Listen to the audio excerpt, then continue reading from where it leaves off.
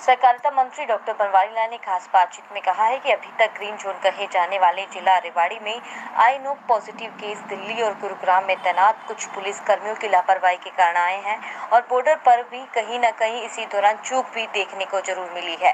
आगे जिले में यह महामारी न फैले इसके लिए बॉर्डर पर सुरक्षा बढ़ा दी गई है। इसी दौरान उन्होंने ये भी कहा है कि इस आपदा की घड़ी में इस बार बिना किसी परेशानी के किसानों की 75% सरसों और गेहूं की खरीद की गई, जो अपने आप में एक रिकॉर्ड है। इसी दौरान डॉक्टर बनवारी लाल ने यह भी कहा है कि इस बार आपदा की घड़ी में मंडी में टोकन सिस्टम से किसानों को बुलाकर उनकी सरसों और गेहूं की खरीद की गई। हर तरीके से सोशल डिस्टेंसिंग का पालन भी किया गया। उन्होंने माना है कि मंडियों में लेबर की कमी के कारण उठान भी धीमा रहा, जिस कारण किसानों की पेमेंट में देरी भी हुई, लेकिन अब फिर से गाड़ी पटरी पर आने लगी है। उन्होंने लोगों से अपील की है कि कोरोना जैसी वैश्विक महामारी जल्दी खत्म होने वाली नहीं है, इसलिए इसके साथ ही एहतियात बरतते हुए हमें जीवन गुजारना पड़ेगा और जब भी घर से निकले तो मास्क का प्रयोग जरूर करें और सामाजिक दूरी बनाकर रखें। सर, जिला रेवाड़ी एक ऐसा ज़िला था जो ग्रीन जोन में आ रहा था, लेकिन एकदम 9 केस यहाँ पर आ गए। इसे लेकर किस प्रकार की तैयारियां हैं ताकि ये महामारी और आगे ना फैले?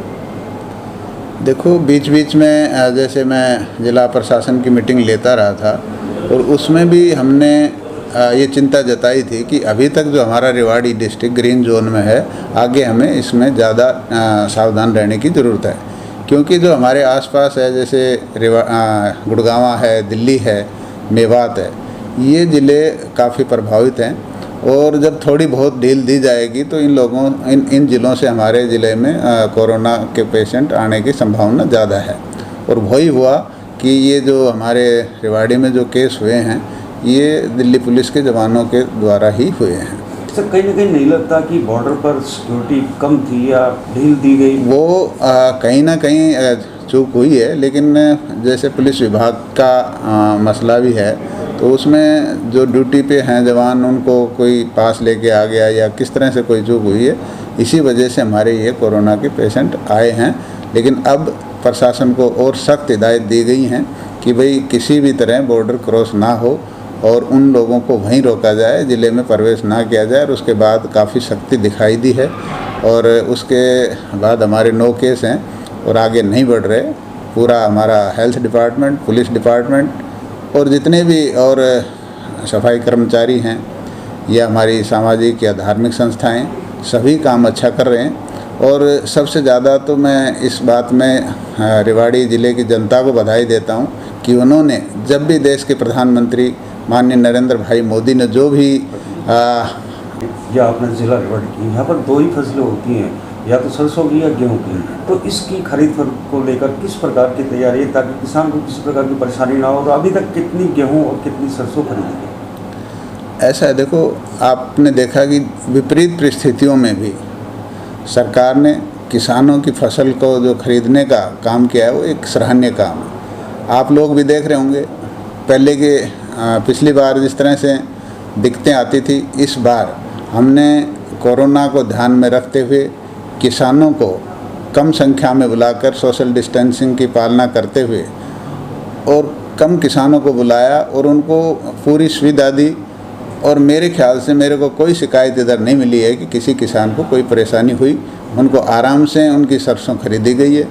और थोड़ी बहुत जो दिक्कत आई है, वो मानता हूँ कि लेबर की प्रॉब्लम थी कोविड के चलते हुए, उसकी वजह से थोड़ा उठान में, लिफ्टिंग में दिक्कत आई है और उसी की वजह से किसानों को पेमेंट में भी थोड़ी डिले हुआ है, क्योंकि एफसीआई का ये रूल है कि जब तक गोदाम में गेहूँ या सरसों नहीं जाएगा तो उसकी पेमेंट थोड़ा नहीं होती, तो उसकी वजह से थोड़ी डिले हुई है। लेकिन अब पटड़ी पे चढ़ गई है गाड़ी और अब किसानों की पेमेंट जल्दी जल्दी हो रही है और लगभग 75% के करीब हमारे सरसों की भी और गेहूं के भी उठान हो चुका है।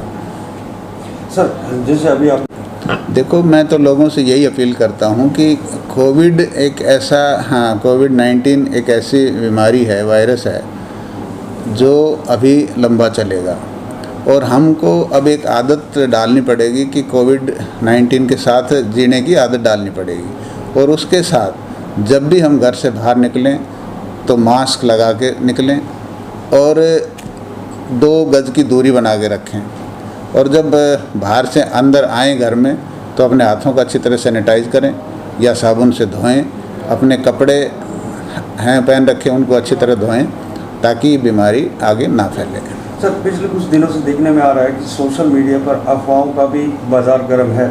लोग अफवाहें फैलाते हैं, यहाँ कोरोना आ गया, वहाँ कोरोना आ गया। ऐसे लोगों के लिए किस प्रकार की सज़ा का प्रावधान है, किस प्रकार उनसे प्रशासन निपटने की तैयारी करेगा? देखो, उसके लिए भी कानून है, साइबर जो कानून है उसके तहत उनके खिलाफ कार्रवाई भी हो रही है जो अफवाहें फैलाते हैं। हमारे रेवाड़ी में भी एक आधे मेरे ख्याल दारोड़ा में किसी के खिलाफ केस दर्ज हुआ है जिसने गलत अफवाह फैलाई, तो प्रशासन इसमें पूरी तरह से सख्त काम कर रही सकती है। किसी सूरत में बख्शा नहीं जाएगा? किसी भी सूरत में इस तरह का कोई भी आदमी जो गलत अफवाहें फैलाता है कोरोना के बारे में कि भाई उसको किसी भी कीमत पर बख्शा नहीं जाएगा।